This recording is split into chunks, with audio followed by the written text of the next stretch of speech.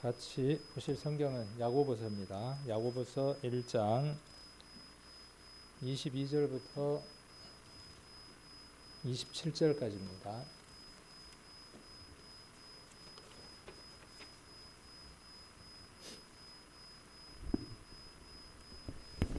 야고보서 1장 22절로 27절까지 찾으셨으면 천천히 27절까지 같이 한번 읽겠습니다. 너희는 도를 행하는 자가 되고 듣기만 하여 자신을 속이는 자가 되지 말라. 누구든지 도를 듣고 행하지 아니하면 저는 거울로 자기의 생긴 얼굴을 보는 사람과 같으니 제 자신을 보고 가서 그 모양이 어떠한 것을 곧 잊어버리거니와 자유하게 하는 온전한 율법을 들여다보고 있는 자는 듣고 잊어버리는 자가 아니요 실행하는 자니 이 사람이 그 행하는 일에 복을 받으리라. 누구든지 스스로 경건하다 생각하며 자기 혀를 제갈먹이지 아니하고 자기 마음을 속이면 이 사람의 경건은 헛것이라. 하나님 아버지 앞에서 정결하고 더러움이 없는 경건은 곧 고아와 과부를 그 환난 중에서 돌아보고 또 자기를 지켜 새 속에 물들지 아니하는 이것이니라. 아멘. 같이 기도드리겠습니다.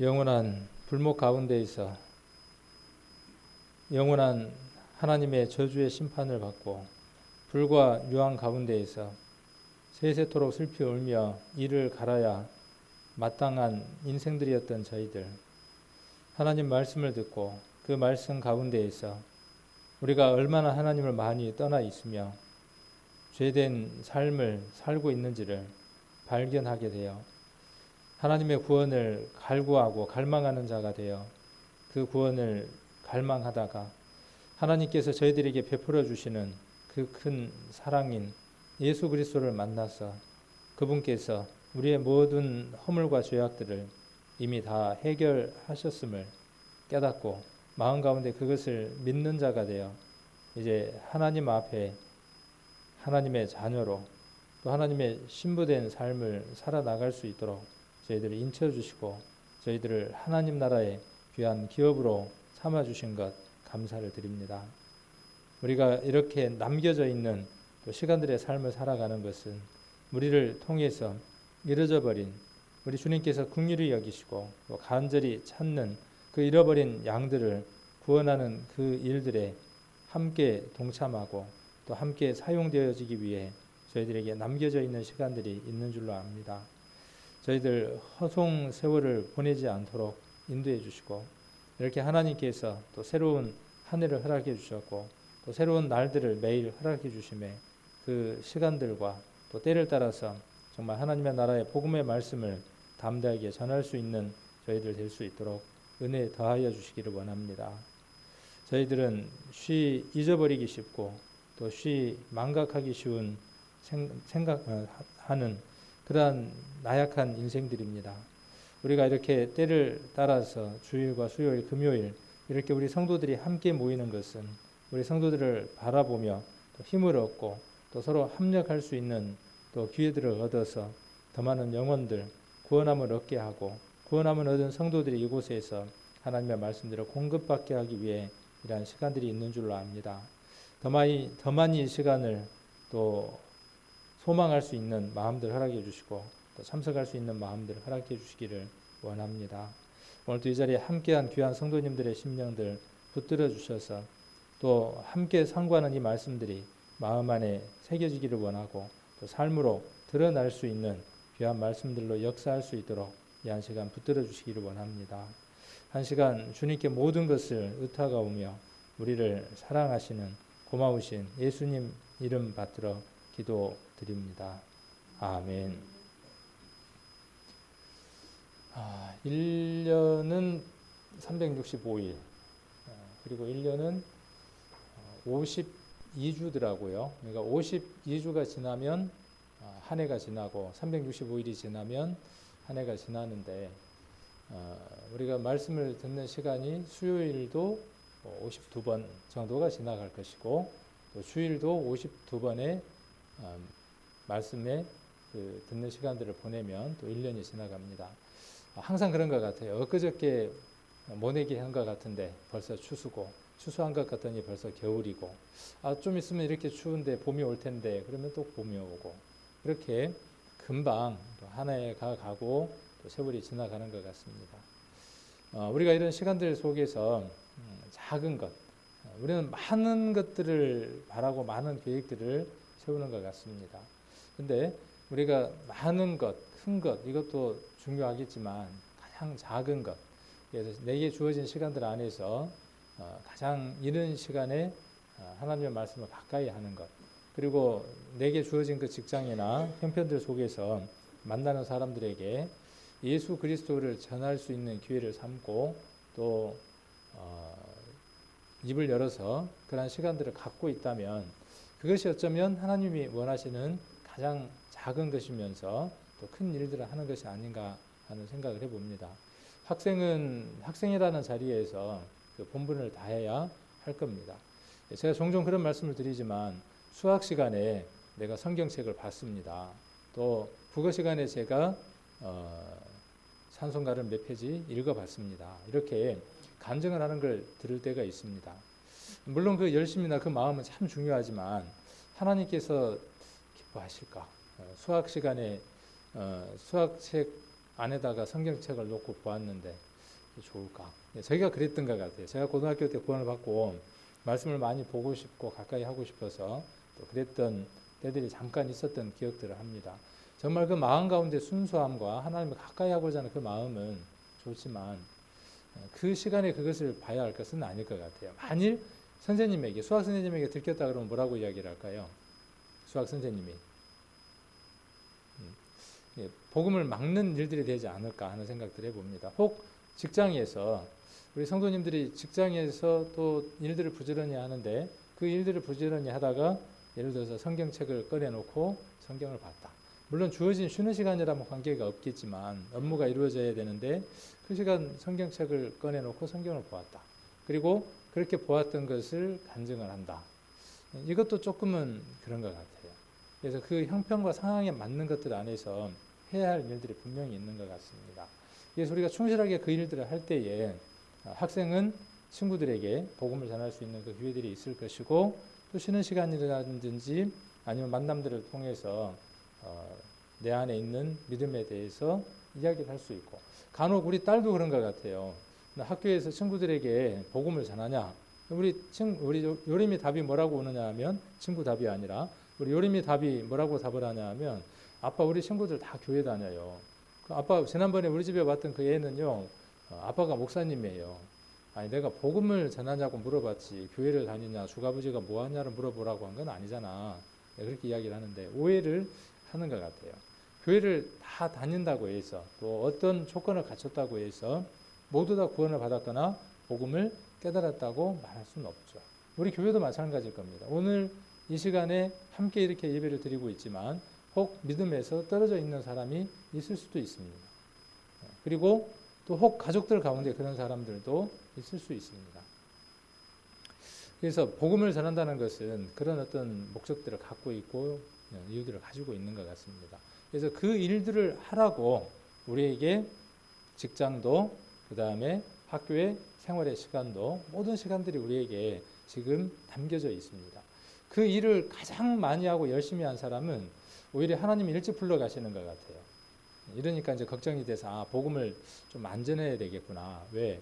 복음을 천천히 전하면 내가 해야 될 일이 천천히 맞춰지면 더 오래 사니까 먹고 싶은 것도 많고 하고 싶은 게 많으니까 내가 복음을 좀 천천히 전해야지.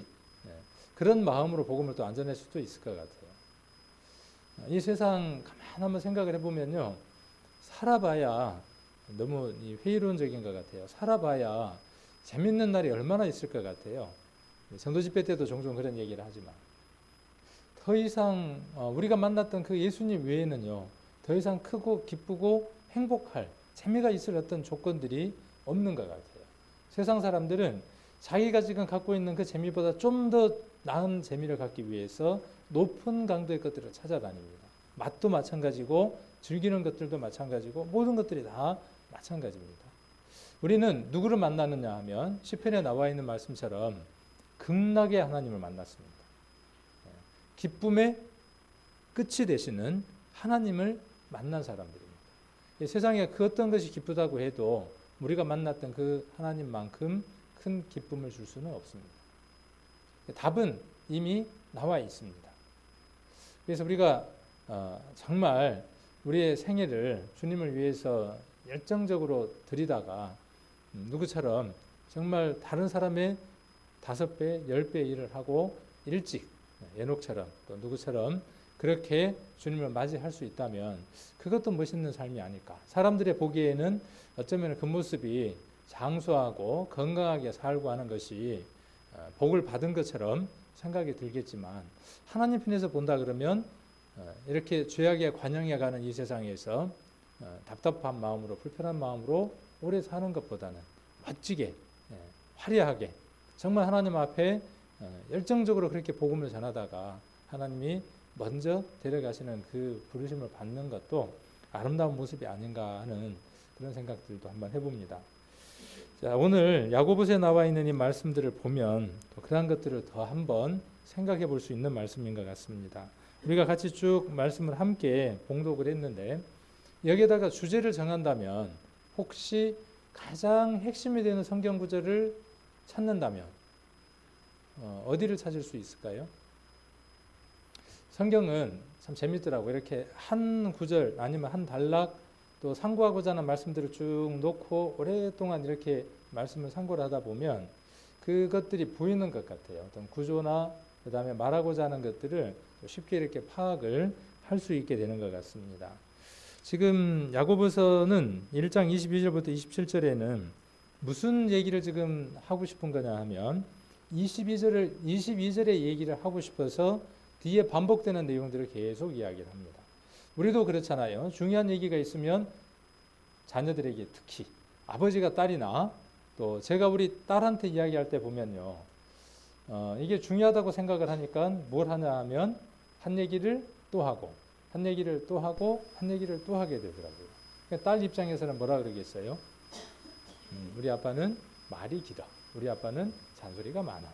우리 엄마는 나랑 잘 놀아주는데 이렇게 이야기들이 되는 것 같은데 22절도 마찬가지인 것 같습니다. 너희는 도를 행하는 자가 되고 듣기만 하여 자신을 속이는 자가 되지 말라. 이 얘기를 지금 다시 한 번 더 반복을 합니다. 23절도 마찬가지죠. 누구든지 도를 듣고 행하지 아니하면 아까는 어떻게 말씀했죠? 도를 행하는 자가 되라 그렇게 이야기를 했고 여기는 만일 도를 행하지 아니하면 이렇게 이야기를 하고 있죠.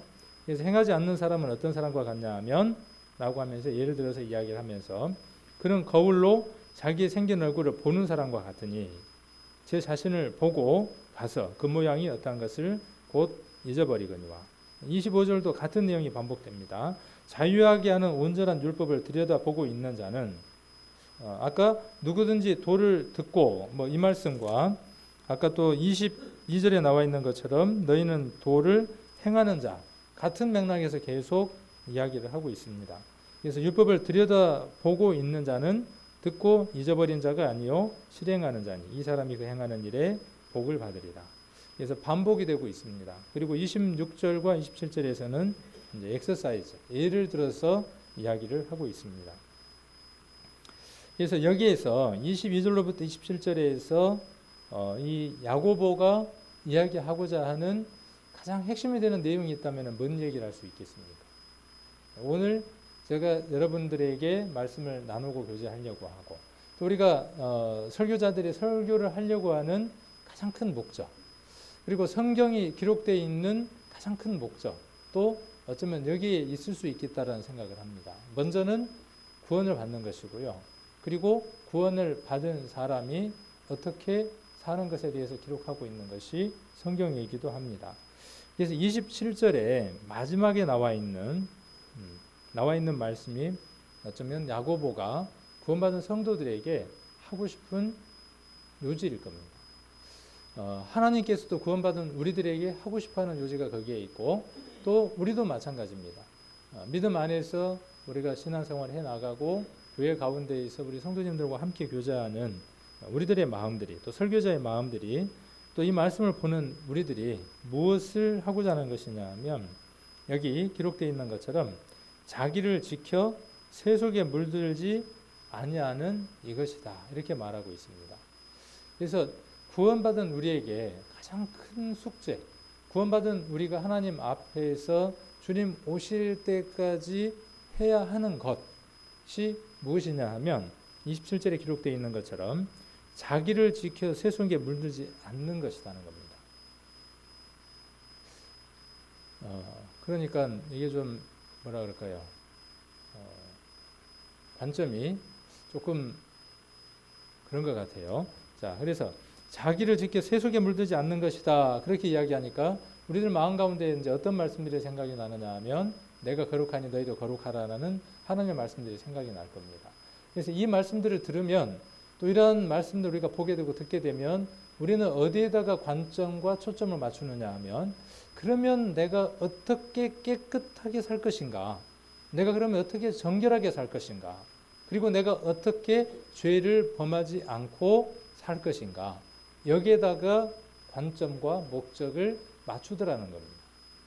지금 야고보서에서는 어디에다가 지금 초점을 맞추어 뒀느냐 하면 거기에 초점이 있는 게 아니라 물론 원하는 것, 결론, 만들어내고자 하는 것은 새 속에 물들지 않는 그것이지만 야고보서에서 이야기하고자 하는 것은 무엇이냐 하면 그렇게 새 속에 물들지 않는 힘과 능력과 그 모든 것들의 기초가 어디에 있느냐는 것에 대해서 말하고자 하는 겁니다. 역으로 이야기를 하면 새 속에 빠져서 갈 수밖에 없는 삶들은 어디에서 나오냐 그 말이에요. 그 원인이 어디에 있는가에 대해서 말하고자 하는 것입니다. 로마서가 말하고자 하는 것과 야고보서가 말하고자 하는 것이 괴리되어 있고 다른 것을 말하고자 하는 것이 아니라 동일한 것을 말하고자 하는 겁니다. 믿음이라고 하는 것 거기서부터 출발하고 있다는 것을 야고보도 로마서에 있는 바울도 동일하게 말하고자 하는 것입니다. 자, 앞으로부터 한번 가서 22절 한번 보겠습니다. 자, 너희는 도를 행하는 자가 되라 그랬어요. 자, 그리고 듣기만 하여 자신을 속이는 자가 되지 말라 그랬어요. 자, 여기 자신을 속이는 자가 있습니다. 자신을 속이는 자. 자, 그리고 도를 행하는 자가 되라 그랬어요. 자, 22절에 도는 무엇일까요? 도를 행하라 그랬으니까 도가 무엇인지를 알아야 도를 행하든지 말든지 할 거 아니에요. 성경을 읽으면서 너희는 도를 행하는 자가 되고 그래 넘어가고 이런 것보다는 너희는 도를 행하는 자가 되고 그러면 행하라 그랬는데 도를 행하라 그랬는데 도가 무엇일까? 한번 이렇게 생각을 하고 성경을 보면 성경을 읽는데 도움이 되겠죠. 이 도는 뭐겠습니까? 성경을 이렇게 물으면 성경에서 답이 있어요. 항상. 바로 22절 앞에 구절이에요. 앞에 구절이 뭐에 대해서 이야기를 합니까? 답이 거기에 나와 있죠. 21절에. 21절에 그 답이 나옵니다. 그러므로 모든 더러운 것과 넘치는 악을 내어버리고 능히 너희 영혼을 구원할 바 마음에 심긴 도를 온유함으로 받으라 그랬죠. 지난번에 이 말씀 우리가 여러 차례에 걸쳐서 한번 말씀을 살펴봤죠. 우리 안에 버려야 할 것이 있고 우리 안에 취하고 받아야 할 것들이 있어야 된다 그랬죠. 자, 그러면서 버려야 할 것 가운데 무엇도 있냐 하면 외식이라고 하는 게 있었죠. 외식은 뭐냐 하면 마음에 있는 것과 밖으로 나온 것이 다른 것이 외식이라고 그랬습니다. 구원받지 못한 사람들의 외식은 자기 마음 가운데 선이 없는데 선이 있는 것처럼 꾸미는 것이 위선입니다. 구원받은 성도에게 위선이라고 하는 게 있는데 그 위선을 벗어야 하는데 그 위선이 무엇이라고 말씀드렸냐 하면 우리 안에 참된 선이라고 하는 게 와 있습니다. 그리고 그 선은 우리를 선한 삶으로 이끌어 가는데 그 선에 화답하지 못하고 그 선에 맞는 삶을 살지 못하는 것이 무엇이냐 하면 구원받은 사람에게는 그게 외식입니다. 자, 그래서 그것을 버리라 그랬고 받아야 할 것은 뭐냐 하면 자, 너희 영혼을 구원할 바 그랬죠. 마음에 심긴 뭐예요? 도라 그랬어요. 자, 우리 마음에 심긴 도 이 도가 무엇을 구원하게 합니까? 자, 우리들 마음 가운데 심긴 그 도가 무엇을 구원하게 합니까? 영혼을 구원하게 합니다. 자, 그래서 우리들 마음 가운데 심긴 도, 이 도는 무엇에 대해서 이야기를 하고 있느냐 하면 예수 그리스도에서 이야기를 하고 있고, 그 예수 그리스도가 곧 우리 영원한 구원에 대한 열쇠가 되시는 분이죠. 자, 여기 잡아놓으시고 로마서를 한번 보겠습니다. 로마서 10장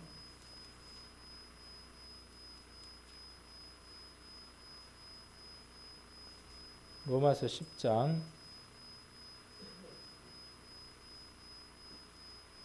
9절부터 10절까지입니다. 8절부터 한번 보겠습니다. 로마서 10장 8절로 10절까지 같이 한번 읽겠습니다. 그러면 무엇을 말하느냐? 말씀이 내게 가까워 내 입에 있으며 내 마음에 있다 하였으니 곧 우리가 전파하는 믿음의 말씀이라. 내가 만일 내 입으로 예수를 주로 시인하며 또 하나님께서 그를 죽은 자 가운데에서 살리신 것을 내 마음에 믿으면 구원을 얻으리니 사람이 마음으로 믿어 의에 이르고 입으로 시인하여 구원에 이르느니라. 구원함을 받고 나서 하나님 앞에 가장 먼저 하는 첫 행위라고 하는 게 있는데, 그 첫 번째 행함이 무엇이냐 하면 바로 이 10절에 나와 있는 것처럼 사람이 마음으로 믿어 의에 이르고 영원한 하나님 나라에 갈 수 있는 그 답을 찾고 입으로 시인해서, 그래서 어쩌면 우리가 하나님 앞에 구원함을 받고 가장 먼저 행하는 그 행함이 바로 이 구원에 대한 시인이 아닌가 하는 생각을 해봅니다. 그래서 우리는 이 교회에서 구원함을 받고 나면 가장 먼저 듣고 싶어하는 게 뭐냐 하면 바로 이것을 듣고 싶어합니다. 그래서 9절에 기록되어 있는 것처럼 예수를 누구로 시인합니까? 예수를 주로. 과거에는 내가 주인이었고 내가 모든 것에 상석에 앉아야만 했습니다. 그러나 이제 그 자리를 누구에게 내어드릴 수 있는 마음이 되어졌느냐 하면 주님에게 내어드릴 수 있는 마음이 되었죠. 사단이 나의 주인이었고 사단이 나의 왕이었는데 그 자리가 주님에게로 넘어갑니다. 그리고 하나님께서 그를 죽은 자 가운데서 살리신 것을 내 마음에 믿으면 그랬어요. 자, 이게 믿어질 수 있는 일입니까? 자, 먼저 죽은 자가 다시 살 수 있다. 이것을 믿는 것은요, 정말 하나님이 계시다는 것을 인정하지 아니하면 이 일은 있을 수 없는 일이죠. 처녀가 아이를 낳았다 라고 하는 것을 믿을 수 없다면 예수님에 대해서 근본이 흔들려 버리는 것입니다. 그래서 저는 종종 복음을 전할 때 이렇게 한번 복음을 전해 보십시오. 교회를 다니는 분들에게 구원을 받았냐 이렇게 묻기보다는 이렇게 한번 물어보십시오. 처녀가 아이를 낳을 수 있는 일이 있느냐? 그리고 처녀가 아이를 낳았다는 것을 마음에 0.0001%의 의심 없이 100% 믿을 수 있냐? 그리고 그렇게 믿고 있냐?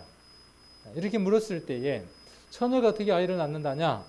그러면 그는 혹 예수를 주로 시인했다고 할지라도 그 믿음은 모래 위에 집을 지은 것과 같습니다. 처녀가 아이를 낳는 것은요, 하나님이 하실 수 있는 능력의 일들이죠. 그리고 그것이 복음의 첫 출발이기 때문에 그렇습니다. 자, 그것이 마음에 믿어졌다는 것은요, 그냥 이루어지는 일이 아닙니다. 우리가 처음 말씀을 듣고 천지를 창조하신 하나님, 역사를 이끌어 가시는 하나님, 그리고 지금도 그분이 살아계시는 하나님, 그 부족함이 없는 하나님이 우리 인생들의 죄를 위해서 피를 흘려주시기 위해서 친히 인간의 모습으로 오셔야만 하셨는데, 그분께서 우리의 죄를 사하시기 위해서 인생의 모습으로, 죄가 없는 인생의 모습으로 오시기 위해서 선택한 방법이 처녀에게서 태어나는 방법이었다는 사실. 이것이 이치적으로, 상식적으로 따져서 그 마음 가운데에 믿어진 사람, 바로 이곳에 있는 대다수의 우리 성도님들 심령 가운데에 이것이 마음 가운데 믿어져 있을 겁니다. 그래서 베드로가 고백했던 주는 그리스도시요 살아계신 하나님의 아들이라고 인정했던 그 고백 안에는 우리가 하는 그 고백이 함께 포함되어 있다는 사실입니다. 자, 그래서 이것이 무엇이냐면요, 도를 행하고 있는 것입니다. 우리가 하나님 앞에 가장 먼저 순종했던 첫 순종이 무엇이냐면 바로 이것입니다. 우리가 하나님을 만나서 주님 오실 때까지, 내지는 우리가 주님을 만나는 그 죽음이 올 때까지 우리는 무엇을 배워나가고 무엇을 해야 하는 사람들이냐면 하나님이 우리에게 들려주시는 그 음성에 순종하는 것을 배워나가는 삶입니다. 자, 히브리서를 한번 찾겠습니다. 히브리서 3장입니다.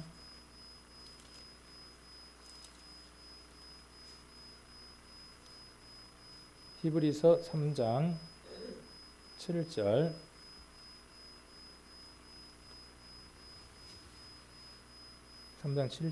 제가 한번 읽겠습니다. 그러므로 성령이 이르신 바와 같이 오늘날 너희가 그의 음성을 듣거든 노하심을 격동하여 광야에서 시험하던 때와 같이 너희 마음을 강팍해 하지 말라. 또 15절에도 이렇게 기록되어 있습니다. 15절. 성경에 이르시되 오늘날 너희가 그의 음성을 듣거든 노하심을 격동할 때와 같이 너희 마음을 강팍해 하지 말라. 자, 하나님의 음성이 오늘날도 우리에게 들려지고 있습니다. 과거 이스라엘 사람들이 애굽에서 출애굽할 때에 그때에도 바로에게 하나님의 말씀이 들려졌던 것처럼 하나님을 섬기지 않았던 애굽인이었던 애굽의 왕이었던 바로에게도 하나님의 음성이 들렸던 것처럼 동일하게 세상 모든 사람들에게 우리들에게도 그 하나님의 음성이 들려져 옵니다. 매 순간마다 매 시간들마다. 또 4장 7절도 한번 보겠습니다. 4장 7절. 오랜 후에 다윗의 글에 다시 어느 날을 정하여 오늘날이라고 미리 이같이 일렀으되 오늘날 너희가 그의 음성을 듣거든 너희 마음을 강팍해 말라. 자, 우리가 하나님의 그 음성들이 들릴 때에 우리의 마음들이 눈 녹듯 녹아서 그의 음성을 순종하는 것. 그것이 오늘날이 되어질 때, 그럴 때에 하나님하고의 관계가 맺어지는 겁니다. 우리가 하나님의 음성을 처음 들었던 날이 있습니다. 그리고 그 음성에 첫 순종을 했던 때가 있습니다. 그것이 무엇이냐 하면 우리가 구원함을 받은 날입니다. 구원함을 받았다는 것은 여러 가지 방법, 여러 모양으로 설명을 할 수 있는데 오늘 야고보서를 통해서 이해하기 위해서 우리가 이렇게 한번 이해를 해볼 수 있다는 것입니다. 하나님께서 우리에게 첫 음성을 들려주셨어요. 그 음성이 무엇이냐 하면 너희는 죄인이었고 그 죄된 삶에서 구원하기 위해서 예수 그리스도를 보내었노라. 그래서 예수 그리스도의 복음에 순종하고 그것을 마음 가운데에 받아들이는 첫 순종을 했던 사람들이 누구냐 하면 바로 우리들입니다. 그래서 그 순종을 배우고 그 다음 또 무엇이 들려지느냐 하면 하나님의 음성이 또 들려옵니다.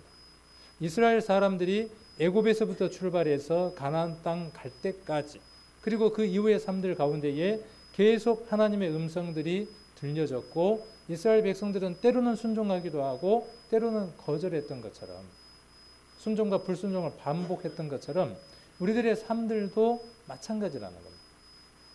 오늘도 우리들 삶들 가운데에는 그러한 것들이 반복되고 지속되고 있습니다.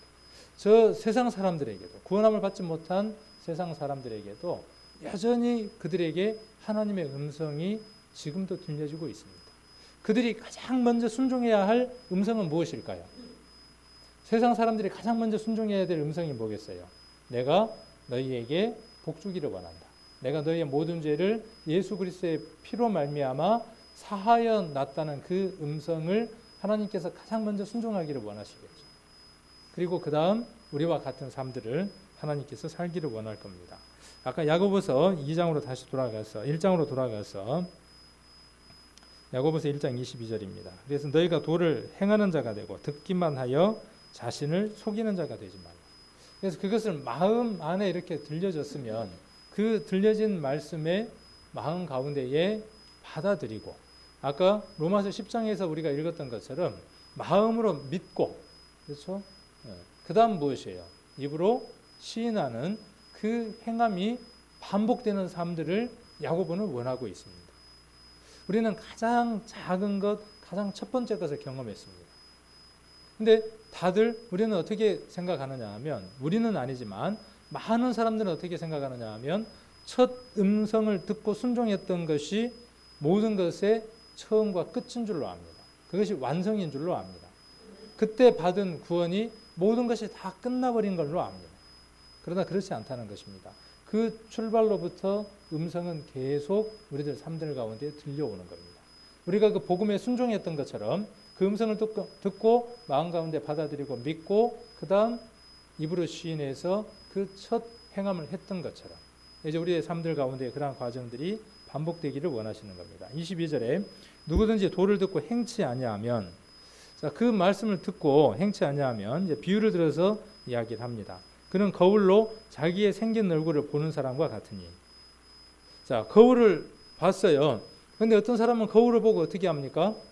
자, 행하는 사람에 대해서는 말할 것이 없으니까 행하지 않는 사람에 대해서 비유를 이야기하면서 뭐라고 이야기를 하느냐 하면, 거울을 보고, 그렇죠? 거울을 보고 어떻게 했다는 거예요? 생긴 얼굴을 보는 사람과 같으니 제 자신을 보고 가서 그 모양이 어떠한 것을 곧 잊어버린다 그랬어요. 자, 이 사람들이 어떤 사람들이냐 하면 바로 자기를 쇠 속에 물들여져 가는 삶을 사는 사람들입니다. 우리들 심령 안에 그리스도의 말씀이 들려오고 하나님의 말씀들이 들려옵니다. 수많은 말씀들이, 그 음성들이 우리들 삶들 안에 계속 들려져 옵니다. 그렇게 들려져 오는 말씀들은 마치 무엇과도 같다는 겁니까? 우리들 삶에 들려져 오는 그 수많은 말씀들은 마치 무엇과 같다라고 지금 표현하고 있느냐 하면 거울과 같다라고 표현을 하고 있습니다. 그래서 그 거울은 무엇을 지금 보여주는 것이에요?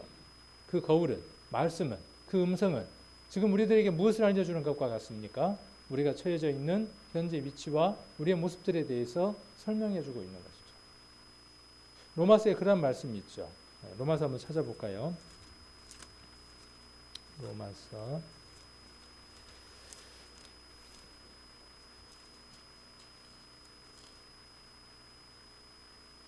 자, 13장입니다. 13장 11절. 우리들 심령 가운데 이러한 말씀들이, 또 이러한 것들이 우리들 심령 안에 들려올 때들이 있습니다. 11절. 또한 너희가 이 시기를 알거니와 자다 깰 때가 벌써 되었으니 이는 이제 우리의 구원이 처음 믿을 때보다 가까웠습니다. 밤이 깊고 낮이 가까웠으니 그러므로 우리가 어둠의 일을 벗고 빛의 갑옷을 입자. 낮에와 같이 단정히 행하고 방탕과 술 취하지 말며 음란과 호색하지 말며 쟁투와 시기하지 말고 오직 주 예수 그리스도를 옷 입고 정욕을 위하여 육신의 일을 도모하지 말라. 자, 이러한 음성들이 우리들에게 들려옵니다. 자, 이러한 것들을 듣고 무엇을 볼 수 있느냐 하면 내 자신의 모습들을 바라볼 수 있는 거울들이 되어집니다. 자, 거울은 성경에서 거울 그러면 생각나는 거 있죠. 뭐가 거울이었을까요? 거울이 있었죠. 예전에 우리가 예수 그리스도를 만나기 전에 이 말씀을 보기 전에 만났던 첫 번째 거울이 있습니다. 그 거울이 무엇이냐 하면 율법이라고 하는 거울이 있습니다. 그래서 로마서 3장 20절에 보면 율법은 무엇 때문에 존재하느냐 하면 죄를 깨닫게 하기 위해서 율법이 존재를 합니다. 그래서 그 율법은 마치 무엇과도 같으냐 하면 자신의 상태를 비춰볼 수 있는 거울과도 같습니다. 그래서 그 거울을 바라봄으로 해서 내가 어떠한 모습인가를 하는 것을 깨닫게 됩니다. 자, 율법이라고 하는 거울을 통해서 바라본 나의 모습은 어떤 모습이었습니까? 율법을 통해서 바라본 나의 모습은 사단에게 사로잡혀 있는, 우리 전도집회 때 봤던 그 사단의 모습, 검은 그림의 사단이 그 사람의 심령을 붙들고 있는 모습을 우리는 발견하게 됩니다. 그리고 예수 그리스도의 복음으로 말미암아 거기에서 해방되어졌다는 것을 깨닫게 됩니다. 구원받은 후에도 율법은 우리들에게 여전히 거울일까요? 여러분들은 율법이라고 하는 거울로 여러분의 삶들을 비춰보고 거기에 기준에 맞춰서 삶들을 삽니까? 우리들에게는 율법이 거울이 아닙니다. 이제는 무엇이 우리들에게 거울이 되어지느냐 하면 예수 그리스도의 십자가가 우리의 거울이 되어줍니다. 거울은 누구를 비추나요? 거울은 다른 사람을 비춰줍니까? 자기를 비춥니까? 거울 안에 누가 있어요? 상대방의 눈동자를 가만히 쳐다보면 그 눈동자 안에 누가 들어있어요? 눈동자를 가진 자신이 들어있습니까? 상대방이 들어있습니까? 상대방. 거울에는 누가 비추느냐 하면 자신의 모습이 비춰집니다. 구원함을 받았지만 아직도 거울 속에 무엇이 비춰지는 사람들이 있느냐 하면 율법의 거울로 자신을 비춰보는 사람들도 있습니다. 그런 사람들은 자유함이 없고 쉼이 없습니다. 늘 자기를 정죄할 수밖에 없습니다. 구원함을 받았다고 할지라도. 자, 그러나 구원함을 받은 사람들은 무엇을 보느냐 하면 다른 거울을 봅니다. 자, 여러분을 거울에다가 비추면 누가 비춰지겠어요? 바울은 어떤 거울을 봤느냐 하면 그 거울을 봤습니다. 갈라디아서 2장 20절이 바울이 본 자기 거울의 모습입니다. 갈라디아서 2장 20절 한번 찾겠습니다. 여기 잡아놓으시고 갈라디아서 2장 20절 잘 아시는 말씀이죠. 갈라디아서 2장 20절입니다. 바울이 본 거울이에요. 자기가 거울 앞에 서서 딱 보니까 자기가 본 거울에 어떤 거울이 비춰져 있는 겁니까? 이 거울이 비춰지는 겁니다. 2장 20절 내가 그리스도와 함께 십자가에 못 박혔나니 그런즉 이제는 내가 산 것이 아니요 오직 내 안에 그리스도께서 사신 것이라. 이제 내가 육체 가운데 사는 것은 나를 사랑하사 나를 위하여 자기 몸을 버리신 하나님의 아들을 믿는 믿음 안에서 사는 것이라. 그래서 그 거울을 보는 사람은 바울이 봤던 그 거울을 나도 동일하게 본다면 나도 동일하게 어떤 간증과 어떤 마음을 가질 수 있게 되느냐 하면 여기 2장 20절 후반절에 나와 있는 것처럼 이제 내가 나머지 생애를 사는 것은 내가 이렇게 육체 가운데 사는 것은 나를 사랑하사 나를 위하여 자기 몸을 버리신 하나님의 아들을 믿는 이 믿음 안에서 살겠다고 하는 마음을 갖게 된다는 겁니다. 그래서 이 믿음을 위해서 시간을 투자하고 이 믿음을 위해서 재물도 투자하고 이 믿음을 위해서 나의 모든 것을 아낌없이 드릴 수 있는 바울과 같은 삶의 생애가 우리에게도 동일하게 이루어지는 겁니다. 그러면 바울이 본 건 뭘 본 거예요? 바울의 거울에는 뭐가 있었죠? 그리고 우리의 거울에는 어떤 거울이 있습니까? 이 거울을 야고보서로 돌아가서 이 거울을 혹자는 율법이라고 하는 거울로 이야기하는 사람도 있고 여러 가지 견해들을 갖고 있는 것들을 봅니다. 그래서 거울은 여러 가지 거울들이 있을 수 있을 것 같아요. 저는 이렇게 한번 바라보고자 합니다. 나는 어떤 거울을 비춰보고 있는가? 내가 내게 거울을 비춰보았을 때에 내 거울 속에 비친 나라고 하는 사람의 모습이 사단의 올무에 매여져서 온 몸에 사단이 준 그 사슬로 칭칭 감춰져 있는 나의 모습을 내가 보고 있는지, 아니면 내가 보고 있는 그 거울 속에 내 손과 함께 예수 그리스도의 손이 함께 못 박혀져 있는 그 모습을 내가 지금 보고 있는지. 자, 그러면 어떤 거울은 매일 보는 게 좋겠습니까?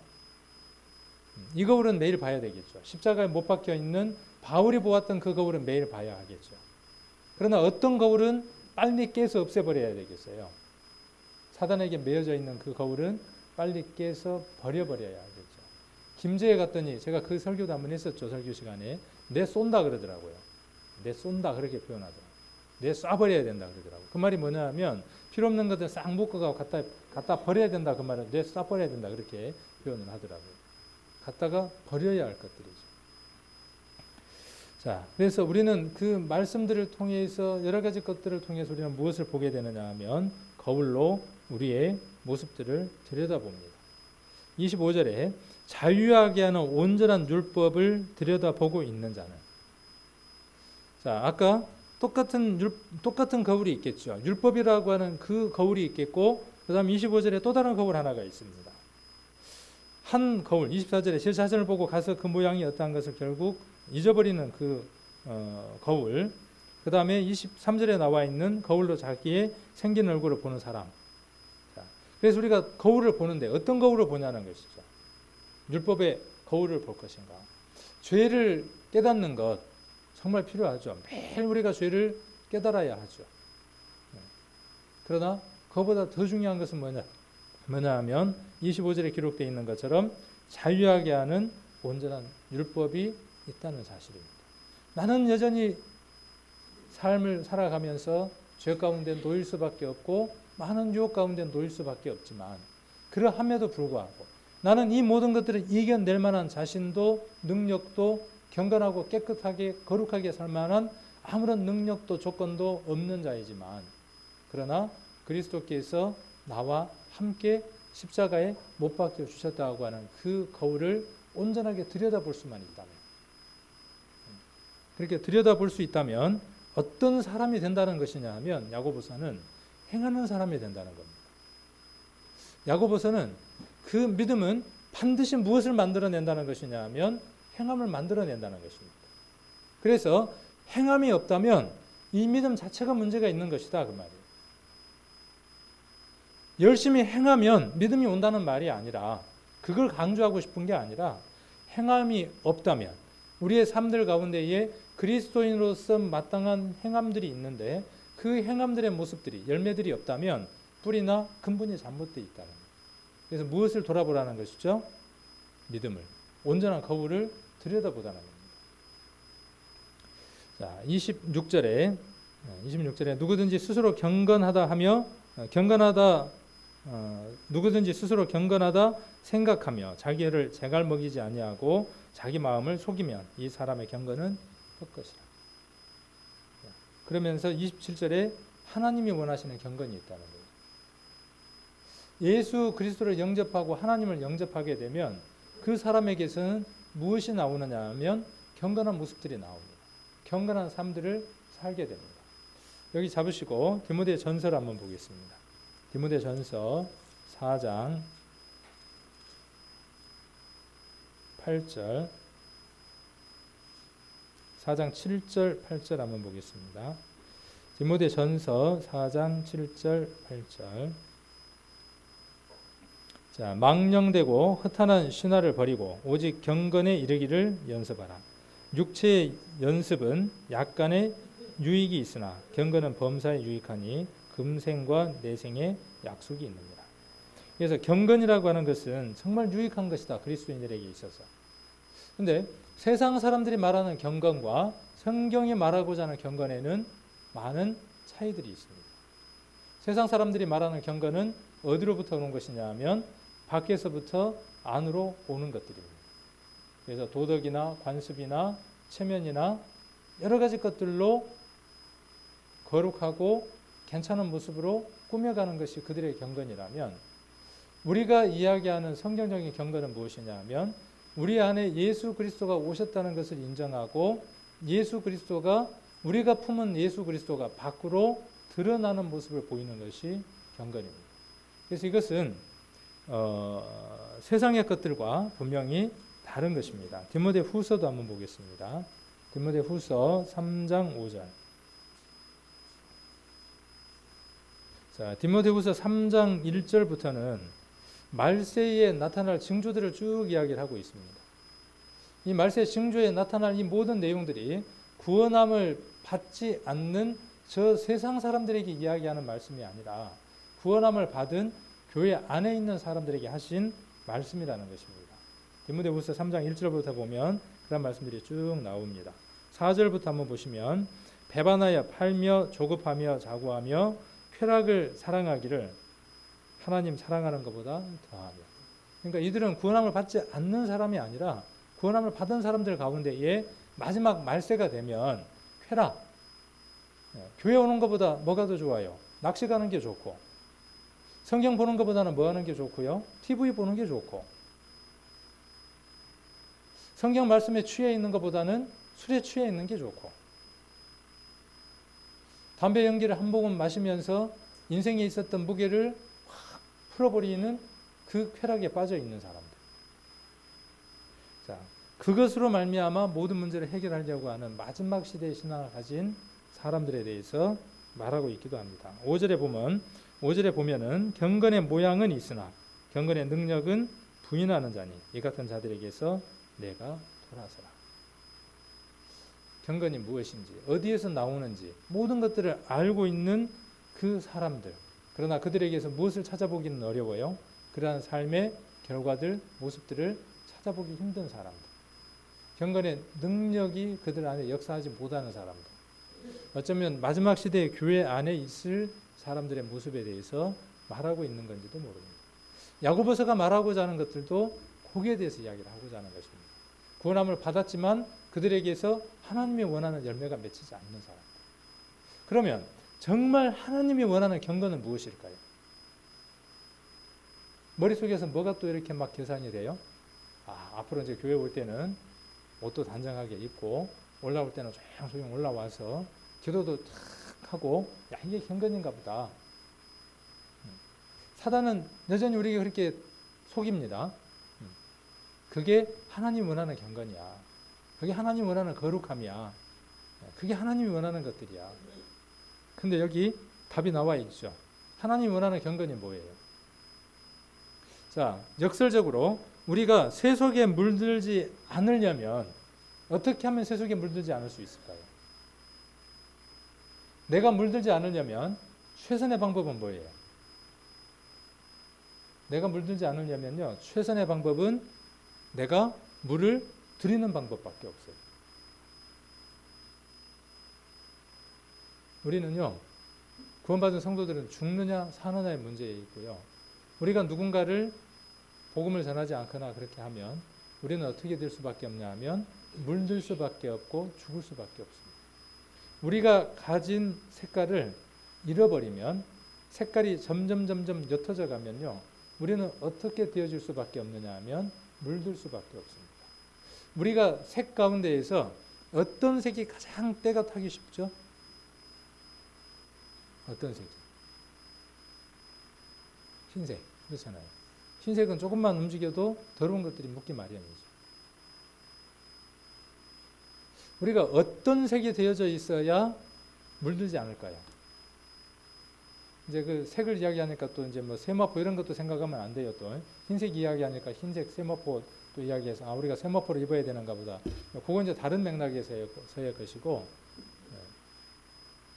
자, 어떻게 하면 물들지 않을 수 있을까요? 검정색으로 되어 있으면 물은 안 들겠네.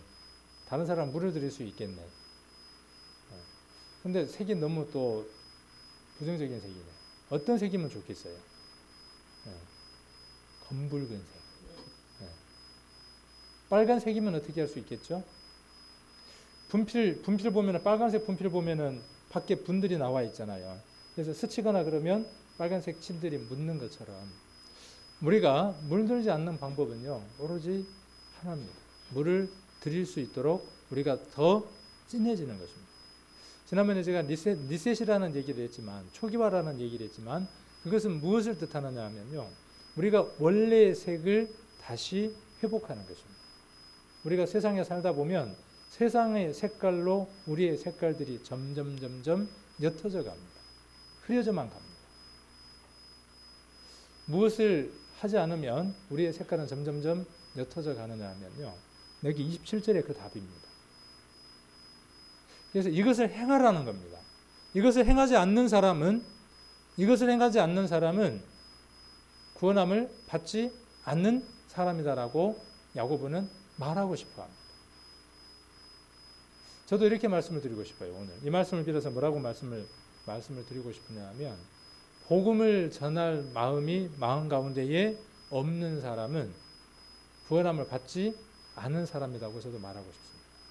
내 마음 가운데에 내 딸이나 내 자녀나 주변 사람에게 복음을 전해야 되겠다는 마음이 내 마음 가운데에서 생겨 있지 않다면, 없다면, 긍휼히 여기는 마음이 없고 복음을 전하고자 하는 마음이 없다면요, 예수의 마음을 담은 사람이 아닙니다. 그리스도의 영이 없으면 그리스도의 사람이 아니라고 로마서 8장에서 이야기를 하고 있죠. 우리 안에 그 영이, 그리스도의 영이 무엇을 만들어내느냐 하면 경건을 만들어냅니다. 하나님이 원하는 경건을 만들어내는데, 하나님이 원하는 경건은 27절에 무엇입니까?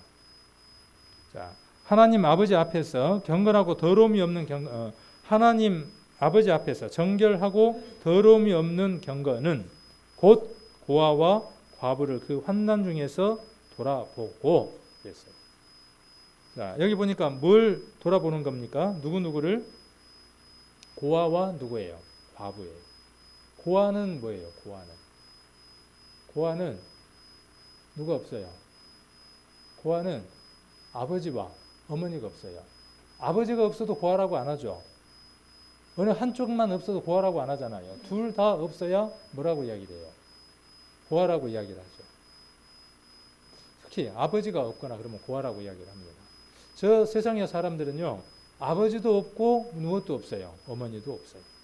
우리에게는 아버지와 어머니가 있습니다. 어느 교회에 가니까 어머니 하나님이 있대.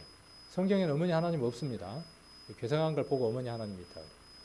자, 하나님 아버지가 계시고 여기에 무엇이 있느냐 하면 교회라고 하는 모친이 있습니다. 마태복음에 기록되어 있는 것처럼 내 아버지의 뜻대로 행하는 자가 내 형제요 자매요 모친이라고 말씀하셨던 것처럼. 그래서 우리가 구원함을 얻으면 그날 어디에서 벗어나느냐 하면요, 고아의 신분에서 벗어나는 겁니다. 비로소 그날 하나님 아버지가 생기고 우리를 길러줄 교회, 이 하나님의 몸된 교회를 만나게 됩니다. 어머니를 만나게 됩니다. 그러지 않으면 고아로 살 수밖에 없습니다. 그래서 저 세상에 있는 사람들이 누구냐 하면요, 고아입니다. 저 고아원에 있는 사람이 고아가 아니라 지금 여러분 곁에 있는 구원함을 받지 못한 사람들이 고아입니다. 그 고아를 돌아볼 마음이 없으면 한번 생각해보라 그 말이에요.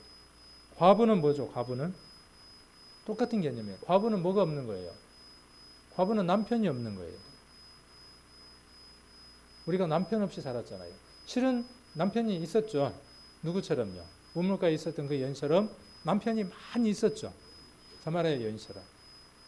근데 그 남편이 진짜 남편이었습니까? 여러분들도 그랬잖아요. 여러분들도 남편이 많았잖아요.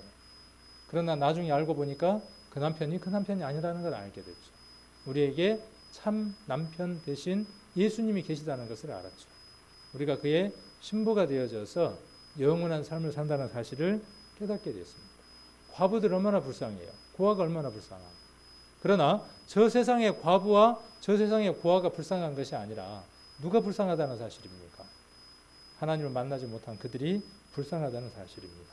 그 환난이라 그랬어요. 그들에게 임할 환난을 한번 생각을 해보십시오. 영원한 불목 가운데 있어 고통 가운데 있어 죽어갈 그들. 이 세상에서도 고생스럽지만 어느 세상에서도 고생할 그들. 우리 지난번에 전도 집회 때 또 새로운 거 하나 봤잖아요. 화상이 고통스럽지만 또 어떤 것도 있다 그랬어요. 그 특별한 질병 하나 있었죠. CRPS라는 특별한 질병이 또 있더라고요. 저도 참 궁금했어요. 지옥에 가면 톱으로 누군가가 자르지도 않을 텐데 어떤 그런 고통이 있을까 그랬더니 그런 고통이 있다는 것이죠. 영원한 불목 가운데에서 그런 고통 가운데에서 정말 불에 타는 고통과 그런 고통 가운데에서 영원한 삶을 살아야 할 사람들이 바로 저 세상에 버려진 고아와 과부들이라는 사실이죠. 그 사실을 깨달은 우리들이 그들을 보고도 아무런 마음이 없다면, 어떤 미동도 없다면 뭐라고 말씀하시냐 하면 우리들 안에 심긴 그 도가, 우리가 받아들인 그 믿음이 참이냐, 정말 너희가 믿었다고 하는 예수 그리스도의 능력이 그것이냐, 그렇게 성경은 지금 말씀하고 계시는 겁니다. 우리가 이 세상에서 물들지 않으려면요, 저 옆에 있는 그 사람들로부터, 세상 사람들로부터 내가 물들지 않으려면 내가 그들을 물을 드릴 수밖에 없습니다. 그러려면 내 색깔을 찾아야 합니다. 내 색을 찾으려면요, 내 안에 누구가 계시는지를 확인해야 하고 매일 그것을 지속시키는 시간을 가져야 합니다. 여러분 안에 말씀이 늘 충만하게 채워져 있어야 합니다. 우리 성도님들은 올해 목표를 말씀 보는 것을 꼭 삼으실 겁니다. 그래서 올해 시작하시면서 우리 여러분들 안에 말씀을 보려고 하는 그 마음, 그리고 그 말씀이 무엇을 확인시켜 주느냐 하면 나의 거울과 나의 삶과 모든 것들을 확인시켜 주기 때문에 그렇습니다. 말씀이 심령 안에 없는 사람은요, 발전할 수 없고 성장할 수 없습니다. 그리고 세상에 물들 수밖에 없고 복음을 전할 수 있는 힘이 없습니다.